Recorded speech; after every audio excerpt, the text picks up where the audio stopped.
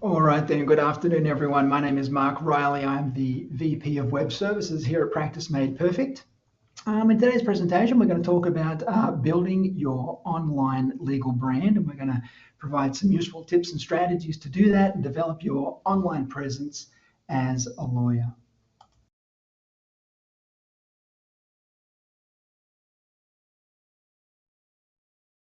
All right then. So, just a little bit of background information about PMP. We've been in the advertising industry helping to support personal injury law firms for approximately 20 years. Our average tenure of our clients is 8 years or more. And we've got approximately 20 people that are working in our office here in beautiful, sunny downtown West Palm Beach, Florida. As an agency, we offer a complete suite of services to help law firms advertise themselves on just about every medium that's currently available in the market.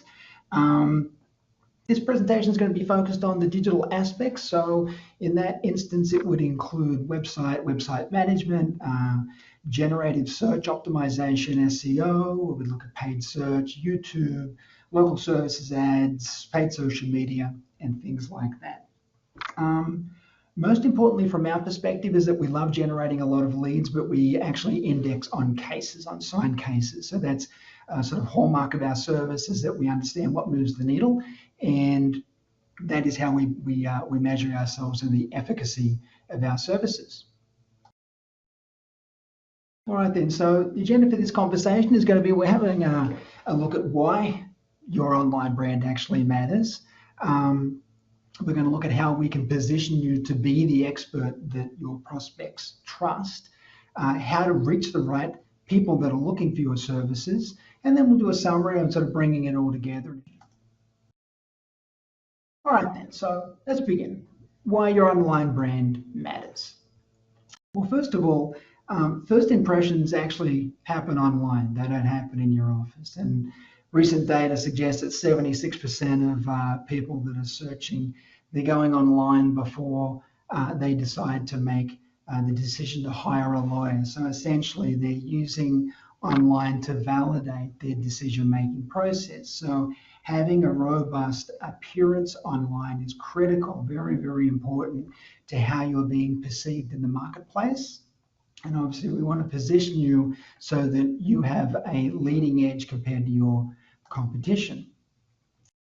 An important part of this process to consider is something that we like to call the client user journey. And at PMP, we help all types of law firms, but the core of our practice is built around personal injury, single event plaintiff law throughout North America. So this visualization was based on the logic of an injury victim, but it does apply to many, many other types of practices of law. And so if we look at this graphic, we're thinking of, first thing, the incident happens. And let's say in this instance, it's going to be a car crash. So in single event plaintiff law, we can't make the accident happen. We can only be there after it does. And this logic applies throughout our strategy of how we help position our firms in front of those prospects. And so incident happens. Most people, most of the time, will ask a colleague or a friend, what should I do? They may visit a doctor if they're hurt and they need treatment, and then whilst they're getting that consultation or the treatment, they'll ask the lawyer if, what they should do or how they can help. They may very well, most likely, go online and just doing an initial search. And we're going to talk about funnels and stuff later on, but very, very introductory. They don't know what to do. Something's happened and they're looking for information. So the internet is obviously a very, very good place to get that information. Beyond that, once they start to refine their decision-making process, okay, this has happened and this is what I think I need to do, they need to decide, first of all, what type of lawyer do I need? They then generally start to question, how much does it cost? You may see a lot of local law firms in your area that do personal injury that continually messages the free consultation or there's a free case review. And the reason for that is because people still think it costs something to hire a firm that may be using the contingency fee model. Now, not all of you do, but it's just something to keep in mind that, repeated messaging is very, very important. And then once that they've received the answer to that question in terms of what type of lawyer do I need, and then what is the estimated cost of hiring that person, they sort of go to the next phase where they're looking to decide the qualifications of the person that they're looking to hire. So who's the best person for me? So as they move into this sort of more intention-based decision-making process, they're looking at, starting to find the type of lawyer they like or that they think they need. They're looking at the experience of that lawyer. They'll start to Google search terms that are relevant to their incident and start to read about the lawyers and the law firms. How many years have they been experienced? Have they handled a case like mine? Have they had other customers that they've handled a case on their behalf? So case results, reputation management, reviews, all those things become really, really important. And then beyond that, we actually get into the action cycle, the conversion cycle. So once they've made those decisions, there's a lot of different places that we can make it easy for those prospects to contact you. They may click on an online ad from a Google ad or local services or something like that. They may see an advertisement on television or perhaps on YouTube or streaming a TV show.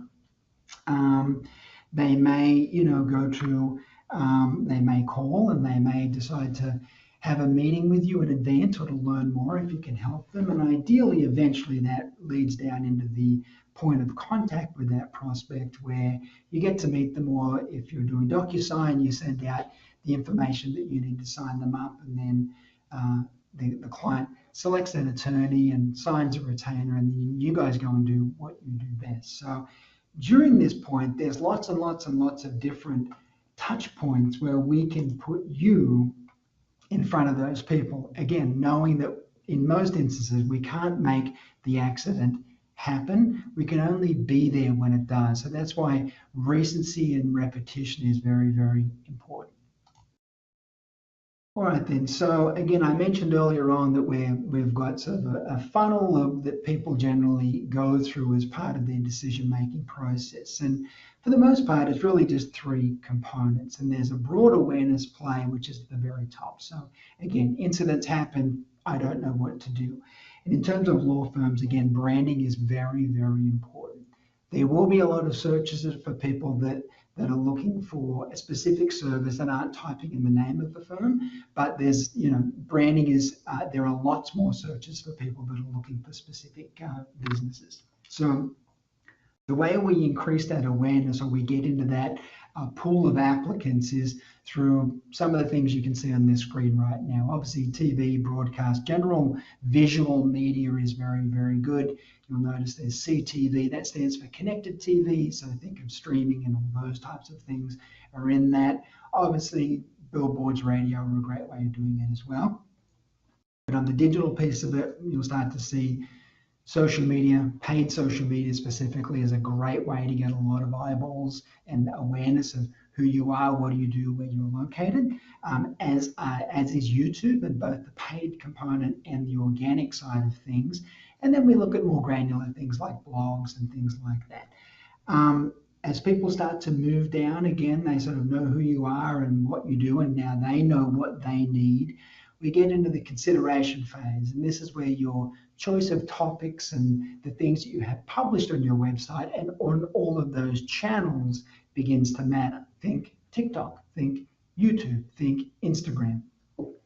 And so basically, these are just another little bit more refined messaging where you'll talk about your qualifications, case results, client testimonials, and things like that. Then finally, we get down to that conversion part of it, where most people are ready to do something, and commonly the majority of things will go through your website. So if you get on into this presentation, you'll see why that's very, very important to have a very good, high converting and very easy to use website.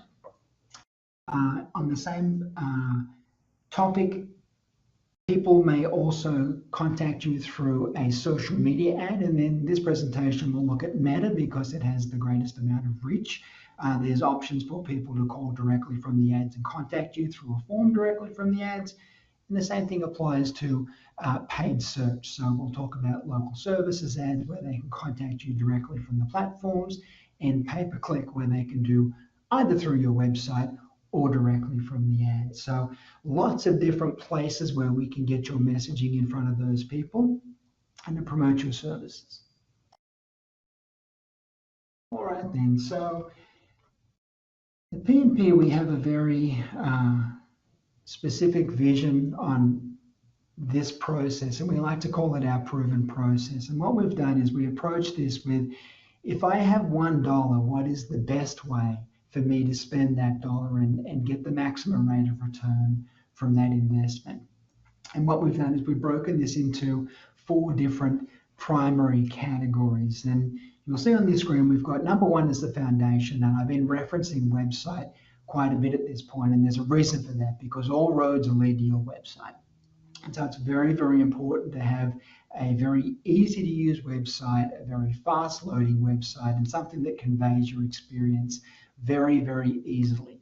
Many users don't have a lot of time to sit scrolling and waiting for things to load and things like that. So we want to make it easy. And that really comes down to what they call user experience. So having a very, very good website is very, very important. As part of that, you also need to have that website managed. And what that means is to make sure that all of your security certificates are updated, that the software that the website runs is up to date and isn't able to have bugs in it or be hacked, and it's secure. So that comes as part of a hosting plan and on a server. And what a server does is it serves those files to the browser when the browser asks for those specific pages on your website. So that's the first important thing, the most important thing, and it's essentially the fort that you build your moat around, if you will. The next part of this process is what we call local presence and lead generation, and community engagement is very, very important. In this conversation, we're focusing primarily online, and community engagement kind of straddles both, so I'm not going to dip into it a lot. But suffice to say, there's a lot of leverage and mileage that can be gained from doing local community initiatives. Getting out in the community is fantastic. We find that search is at a local level, especially for services types of businesses. So knowing who your local demographic is very, very important. And then knowing who you are is also very important. And community engagement, sponsorships, fun runs, all that type of stuff is a great way to do that. And you can leverage it from your digital side of things by perhaps posting content on your social media channels and profiles, and getting the event coordinators to also mention you. That matters for AI searches. Beyond the community engagement, we start looking at local SEO, and I've got a slide dedicated for that we'll talk to in just a moment, and that's around the Google business universe. That really is the center of the universe for local search. In terms of Google, which gets the overwhelming majority of searches for people that are looking for a services business in their local area. The next component of the local presence and lead gen tier is we're looking at reputation management. This matters very, very much. People like to know that other people have had a good experience with your law firm. Forward-facing, very important. Secondary to that is Google also makes it critically important. If you ever look at a Google business listing, and if you can find your own by typing in the name of your law firm and the city you're in, and then most likely it will be on a desktop on the right-hand rail. There'll be, a picture of some of your location, perhaps your front door signage and things like that, hours of operation and all of those things. In that section, there's a finite amount of real estate. And reviews are one of the most important things that you can see. So Google's very deliberate where they place things. So reviews, very, very important. Reputation management overall is critical. And most importantly, generating new reviews. So this is actually, part of this is offline and again part online, so I'm not going to index on this very heavily during this conversation. But reputation management, for example, would be asking for a review at the point of disbursement if you're, giving them a recovery, a check for a case that you've handled. There's methods that can be automated as part of this process as well, through platforms that send out text messages and emails on a regular determined cadence to remind prior clients that have been happy with your services, if they haven't left a review, to get them to, or to ask them to publish a review. And it's literally just a click from a text message and they'll be in the right place to leave that review. The next component of this is local services ads, and this is where we start getting into some of the paid component, and reputation management reviews really matter for local services visibility. Recency of reviews, in other words, getting reviews in, let's say, 2 a week is a great cadence of 5 stars, helps to increase the visibility of your local services ads profile. And if you look in a non-branded search in Google, local services ads for a high intention term, so in other words, XYZ lawyer near me, local services ads will be very much at the very top of that page. On a desktop, you'll see 3 listings. On a cell phone, you'll just see 2. And knowing that most people don't like to do a lot of this when they're searching for something, Google has monetized those search results because you have to pay to get that visibility. Interestingly, we see that LSAs generally convert at approximately 20%, so you'll get 10 leads and generate 2 cases out of those leads. On average, every market is a little different, some more, some less, but that's the average. And we tend to find that the acquisition cost, or the total cost per acquisition of a case, is the most cost effective coming from LSAs. So that's why we factor that so early on into our second tier, and it's highly, highly local, knowing that local customers are looking for businesses in their local area. Even though I know many of you use DocuSign, local matters. All right, the third piece of this is an enhanced reach and acceleration for lead generation. This is where we start looking at organic social media content. Think of TikTok, Facebook, Instagram, those types of platforms. Beyond that is then the paid components. In other words, reaching audiences that aren't already a follower of one of your accounts. So it's getting in front of new audiences, and there's a lot of stuff we can click into for that. And then we have traditional pay-per-click. So unlike local services ads where you pay per lead, as the name implies, pay-per-click, you pay per click. So the main difference, aside from the payment type for that visibility, is that there's pay-per-click ads show for a lot more different searches. And all leads don't necessarily come from lawyer near me, so to speak. There's a lot of different searches that people can put into a search engine. And so again, having an ad and leveraging Google's AI and also their machine learning can help to make sure that your ads are positioned in people that have an intention to use your services, but maybe they just don't know quite what that exact search term is. So pay-per-click's a great vehicle for doing that and getting a lot of reach. And then the last component of this before we move on is our market leading sort of brand positioning, which would include traditional mass reach advertising, which is billboards and transit, audio, which is streaming audio, podcasts and things like that, and then obviously radio, and that would be terrestrial and non-terrestrial radio, TV, traditional linear CTV, YouTube, programmatic display, and so on. Beyond that, we look at content and what was traditional SEO. I'm going to touch on what they call AEO now, which is the AI augmented search results, and how that's impacting traditional SEO. And then beyond that, we have digital PR, which kind of ties into your reputation management piece and is becoming a little more important in the day of AI, as we're starting to see more of that. But we'll get into that in just a moment. All right then, so how do we position you to be the expert that your prospects trust to reach out to when they need help with a legal question or a potential case.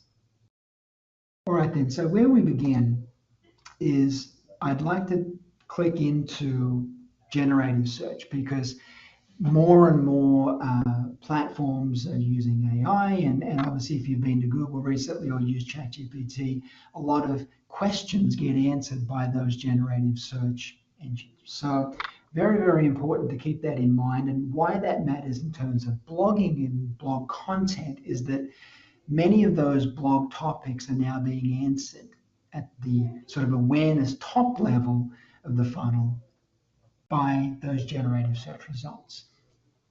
That doesn't necessarily mean that blogging has no more use. There is definitely a use for it. And the biggest reason for that is because it acts as the foundation of a larger content ecosystem. So if we're looking at posting on social, and then we're looking at doing, video platform content and all those different things, anchoring it on a website that you own, keeping in mind you don't own, or maybe some of us don't own Facebook, YouTube, Instagram, and so on. You're owning your own piece of content on your own property, which is your website. And again, adding authority and relativeness to the types of business or practices that you practice. Because most commonly, you will blog about topics that you're looking to attract business for. So there's lots of different ways we can enhance that content from the back-end code side of things to be visible for the generative search results. It also anchors your traditional SEO by doing keyword-enriched content and all those types of things. And again, provides an anchor point for your video content. There are great tools available to embed videos in your website and then blog specific, but also using AI translators to then translate and transcribe the entire contents of that video, which you can then add to what is called structured data, which is a code language that AI reads. Something that all of the major search engines agreed and aligned on to read a number of years ago, but it's something very, very important now for AI and LLMs to read the content on your website. All right then, so moving on, the next part of building trust, we're going to look at video content. And the logic that we use here at PMP for video content, and in this instance, I'm talking organic content, is that you're going to be publishing content on different platforms, Instagram, TikTok, Facebook, YouTube, where there's already a built-in audience for people. There's millions and millions and millions of users every day on these platforms. So there's already a baked-in audience for you to get access to just by posting content on that. I'll give you an example. Think of a work injury law firm that does construction accidents. I don't know if you've ever been to a construction site at lunchtime and what happens, but most of the workers will get their lunch and go somewhere to sit down and jump on their phones. And most of the time, they're going to be on Instagram, they're going to be on TikTok, they're going to be on Facebook, they're going to be on YouTube watching videos. So again, knowing that we want to be everywhere as much as we can, and we can't predict when an incident's going to happen, if they see content from you that's engaging and interesting and good to watch, there's a high probability or a likelihood that they may remember you when something happens and they don't know who to call and they haven't got someone that they know. So that brand recognition is very, very important. To augment this just in general for general social media, and this is not partially video content, but also just regular, what we would call static content, where perhaps you've got like a community event that you're at and you wanted to post some photos of it, which is a good thing to do. And then, write a little comment about what you did during that engagement. It helps to humanize your brand, and a lot of people that are looking for lawyers will actually go on social media to look at your profiles and see how engaged you are and what type of engagement you're getting. So being relatable and trustworthy is very, very important, and organic social media is a really, really good way to do that. Before we move on to the next slide, posting consistency is also very, very important. It reinforces your brand presence.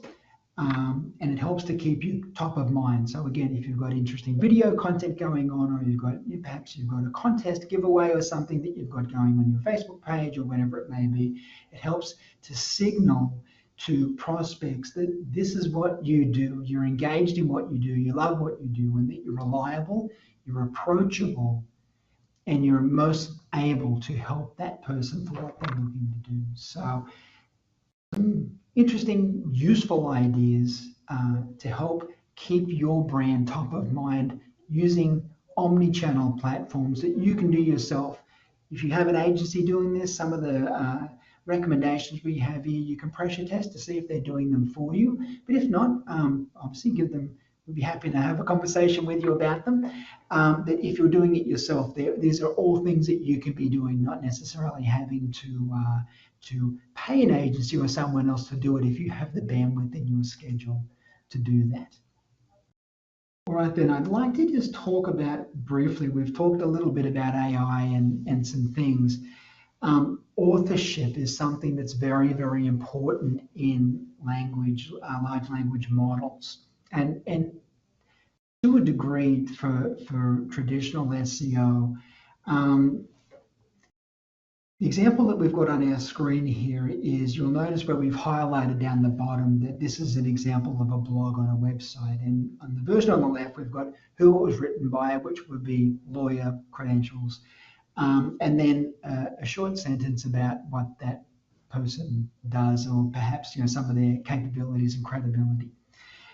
There's code that we can add to this that connects into your biography page on your website, that signals to the large language models and also to the search engine bots, again, who you are, what you do, and here's 500 articles that this person has written about or published that all talk about what they're saying their website does, or what their business does on their website. So it adds a lot of credibility.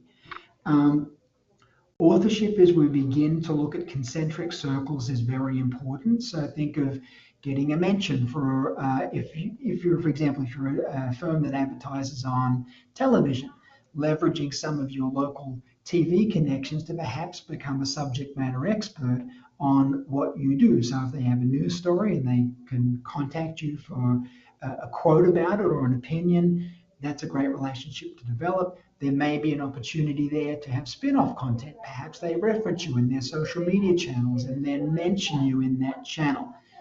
AI is looking at all of those mentions. Think of this again for press releases or for syndicated content and getting content published on something like Yahoo, for example, or perhaps one of the other main sort of online news networks. Getting a reference in that content that ideally links back to your biography page and your website. It's all of these levels of credibility, and very good websites, or what Google perceives to be a high quality website based on the traffic and content that's published on it, referencing you as being an expert in that on that particular subject. So all of these signals work together, and then you augment that with what you've got on your website. Very easy to use, and all of the metrics that are being monitored for that.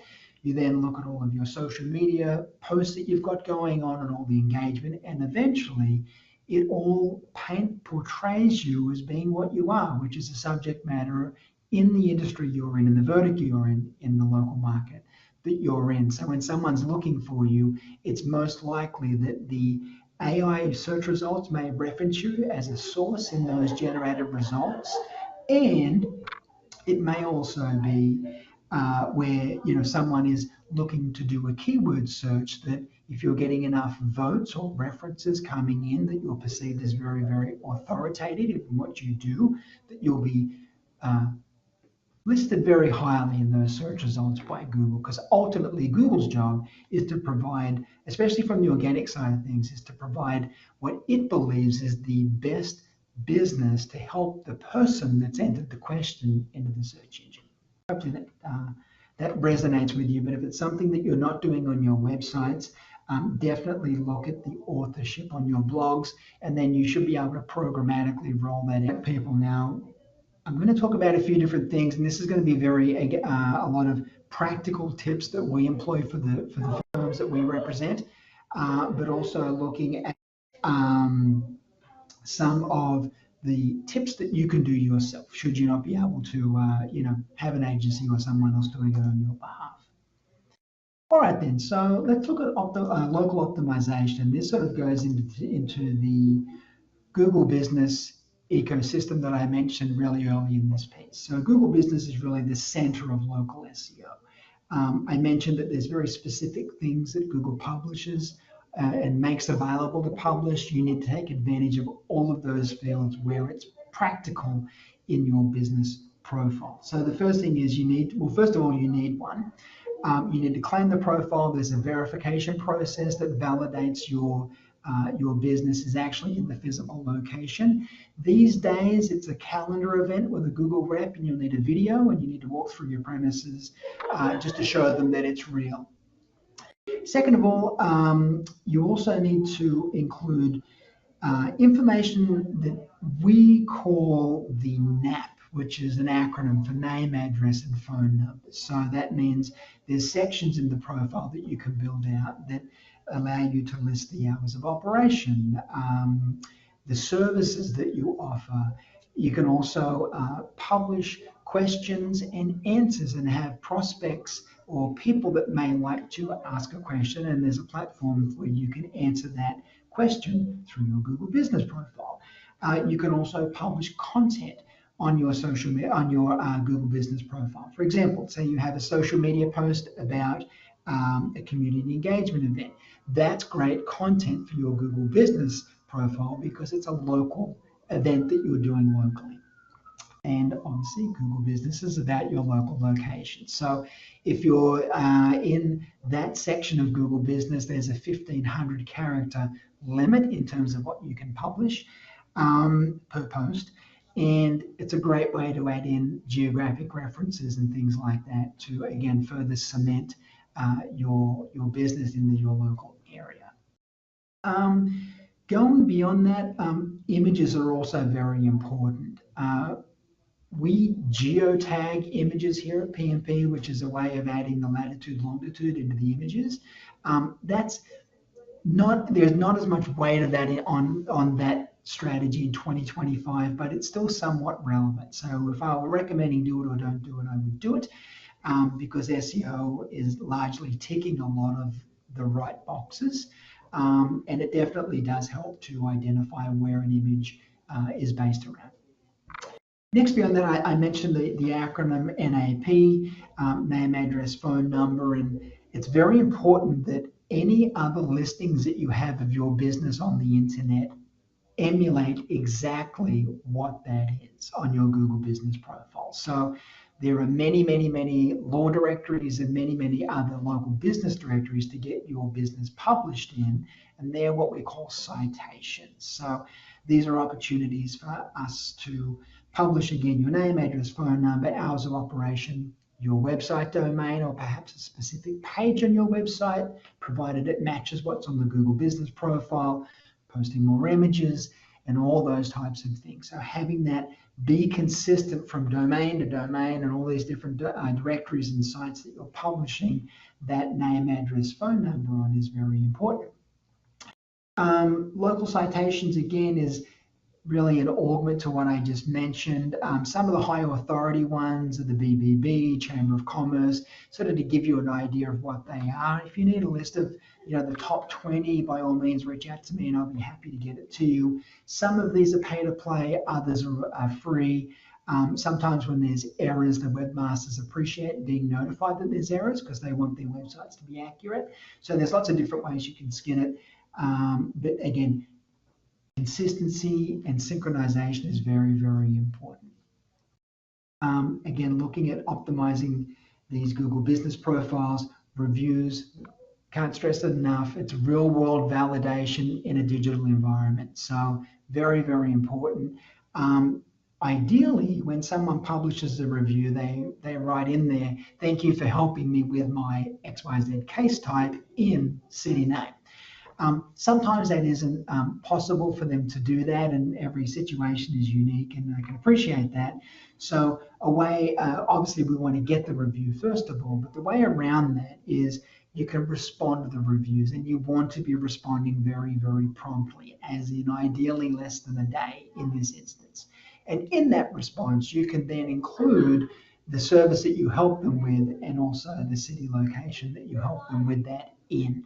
Keeping in mind, it's tying in all of those themes to your Google Business Profile. When you think of adding 100 of those, all of a sudden your sort of, if you think of it as a word cloud, is very much who you are, what you do, and all this great supporting stuff that's been validated by previous clients. In terms of content, we touched on this as well. Obviously, we want to make sure that we've got relevant blog content that's on your website. And again, we've got that 1,500 character limit in the Google Business Profile. So we want to make sure that, that you're taking condensed versions of that and publishing it. Normally about once a week, once every 2 weeks is fine for Google Business. And then there's something called schema markup or structured data. And this is something that I mentioned before, where AI is actually, this is how, for the most part, or for a large part, AI is actually reading websites now. So having that structured data markup rather, with your name, address, phone number, and so on, embedded in your website, connects everything back to that Google Business Profile. So hopefully this component was helpful for Google Business. But again, it's very, very important that that you get this right. If you have any questions about it, be happy to have another conversation on it. But it is definitely a core pillar of your local business strategy. All right then. So moving on. I'd like to now talk about local services ads and just some takeaways in terms of the value of this platform. Again, it is a pay per lead model, so you only pay for the valid leads when they come through. You don't pay for clicks. The biggest benefit for LSAs is that they're for a high intention search, so someone that knows what they're looking for and is ready to do something now. These will be at the very, very top of those search results for Google. Highly competitive to get visible in these, but there are strategies to ensure that you're getting a very reasonable amount of visibility in this platform. I look at LSAs as being a mirror of the firms that we work with. So having all of these components in line generally means you're doing a good job for your clients. So some of the ranking factors that we've seen are most important in terms of getting visibility in this platform and kickstarting profiles that may not have been performing. Proximity is still really important. They also used to call this radius. They were the 3 R's. Radius, response time, and reviews. But in the interest of this conversation, proximity to the person that's making the search, which most likely will be on their phone. Their location indicators probably automatically tagged on, so Google knows where they are. That's one of the factors that will play into visibility. How quickly you respond to these leads is very, very important. You need to make sure that you've got messaging on. You need to make sure that people are responding and looking at those messages as soon as they come in. And same thing for picking up the phone. Within 2 to 3 rings, someone needs to be talking to someone. It can't go to a call tree or anything like that. Response time really matters. As a side note, I believe that Google actually sells these leads to more than one firm at a time. So that's why I believe response time is very, very important. So as soon as you get the LSA lead, you need to be picking up the phone or answering that message ASAP. Your reviews, again, also really, really matter. You'll see on the screenshot here, we've got the rating of the law firm. Doesn't necessarily have to be perfect, but it needs to be very, very high, and there needs to be a lot of them ideally. If not, you need to be showing a trend that you're working towards building them. Hence our recommendation of doing the reputation management early on in the piece and building that as part of your core. Setting up that sort of pipeline of reviews is a great way to feed all these different platforms. So yeah, review score and volume and frequency, ideally 2 a week is good.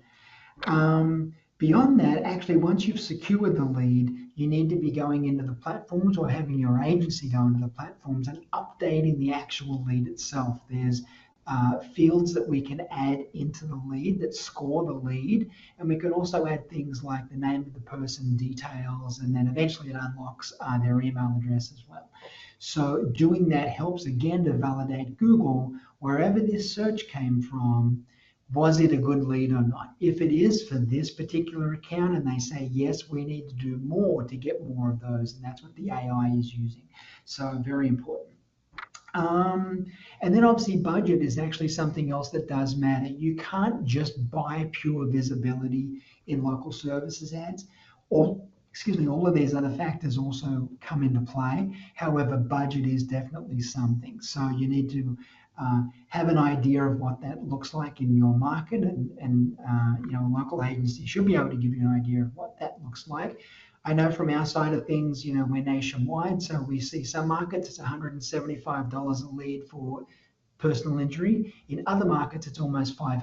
So it really does depend on the competitiveness in your local market, and it does vary obviously depending on the type of practice that you're involved in. Primary benefits again from the LSA platform is that it's people that are ready to do something now. So again, in the interest of if you're looking for prospects and you really need to be visible in the LSA platform. All right, then moving on. We've got a few more slides to go before we call it. The next piece I'd like to touch on again is looking at Meta, which encompasses both Facebook and Instagram. The reason why we generally index initially on using Meta ads is because it's got the largest reach, they've got the most amount of users, it's got the most advanced targeting, and this gets very interesting in terms of behavior-based and interest-based behaviors on the platform, whereas Google tends to be intention-based. It's a slight delineation in terms of how they're targeting potential prospects. And also, we can do full funnel coverage in Meta, where we can do awareness campaigns where we teach people basically, who you are and what do you do through short videos and things like that. We can then sort of lead them down further and into the consideration phase, where we start to perhaps show them client testimonials, or perhaps you've got a webinar that you would like to invite someone to or a group of people to. It's a great method to sort of continue that conversation until we finally get to the conversion phase where they're actually doing something. And again, you can either, in those type of ads, we'd look at doing a strong call to action in those ads, knowing that they've gone through these different funnels and we've moved them out of each campaign where they've shown interest, they've continued to show interest, and now it's time, to really ask them how we can help them to do what they'd like us to do. So Meta is a great platform for doing that. Again, there's advanced targeting, and within those platforms, as they mature the campaigns, they learn more about what your ideal prospect is. And so as we start to refine the campaigns, that targeting gets more and more refined. So your budget goes further, because especially for the conversion and the consideration phases, the amount of the pool of users that we know we want to advertise to is much more focused compared to when we initially began a campaign when the entire account was started. So something that we definitely recommend as part of a coordinated advertising strategy. All right then, so looking at the final component of this, and we've got about 15 minutes to go, we're looking at traditional pay-per-click ads. Takeaways in terms of performance, there's a lot of different ways you can manage a campaign. As of right now, we're seeing an influence of AI in the campaign management side of things. They're steering towards broader-ish campaigns augmented with AI, but we need to be feeding data back in. So in law and in medical as well, a lot of that data needs to be hashed out, so in terms of names and so on, which is what we do. But in terms of time, date, and stamping the leads, and then matching it to, there's a string of characters that associate your campaign leads, and we can pipe that back into the campaign, and Google is able to decipher what that string of characters are to the specific search for that person. And again, we're finding the right people that are clicking through. So provided we're putting that data back in and saying, yes, this was the case, or no, this wasn't the case, and ideally, if there's an indicative value of that case, we can then start to refine the campaign. So we're looking at a total cost per acquisition as per a cost per click or a cost per lead, knowing that we index on cases. So really working on that back end side of things and bringing everything back into the campaigns is very, very important. From the front facing side of things, having sending the traffic to dedicated landing pages is very, very important. We do not send traffic to practice area pages on your website. We have specific built pages that are designed to convert and have been designed around thousands and tens of thousands of visitors that have come through paid search to these landing pages, and just about as many conversions. There are tens of thousands of conversions, where the conversion is a lead, a call, a contact form, or perhaps a live chat. So having that data and then building pages specifically to cater that is very important. Especially, some of the clicks we'll get will be $300 a click. So we need to make everyone matter. Having an optimized landing page, again, that is also really easy to use, and mobile first, and all those different types of things is very important. Obviously, the ad copy itself, if you're looking to manage an ad campaign, you need to write compelling content. There's lots of different options and quality scores in Google. There's something called ad strength, which actually doesn't have a major bearing on the campaign. We have a lot of user testing data and obviously campaign data, so we run our campaign ad copy in quite specific ways. But ultimately, we want to be able to address the query or the search of the user, and then how you can help in the main headline. So, car accident in city name, we've recovered 500 million. We've recovered 1 million. We're 5-star rated. Things like that can be very, very compelling in an ad copy. And generally, when we write those types of headlines, we tend to find that what we call the click-through rate, which is the number of people that have seen the ad compared to how many actually click through from that ad and engage in that ad, significantly increases compared to some of the more broad targeting. Last component on this is also, again, tracking all of those leads and feeding that data back into the campaigns. Now, as we start talking about Performance Max and some of those sort of mass reach paid search vehicles where we're getting in search and display networks and all of that, Google doesn't give us a lot of data for those types of campaigns, so we have to feed as much back in and tell it what good looks like, so we can then leverage AI and machine learning from Google to help your advertising spend go a little further. All right then, so I'm going to bring it all together here. We've got just a couple more minutes to go. Again, looking at it holistically from our perspective here at PMP, the core of everything builds around your website development and having a really, really robust, fast, easy to use, optimized website, secure. Next component of that is on a really, really good server that can deliver server files, files to the browser very, very quickly, easily, that's optimized for the platform that your website's based on. That is what we do at PMP. The next piece of this is community engagement, where again, a lot of it's offline, but we can leverage some of the online components, followed and augmented by your local SEO engagement, which is largely revolving around your Google business profile. That then gets augmented by your reputation management. So that's largely bringing in that pipeline of new reviews that come into your website, or rather into your Google business profile. Then beyond that, we start looking at the paid option, one of the first paid options, which is local services ads, where the bang for the buck is the best of the paid options at the moment.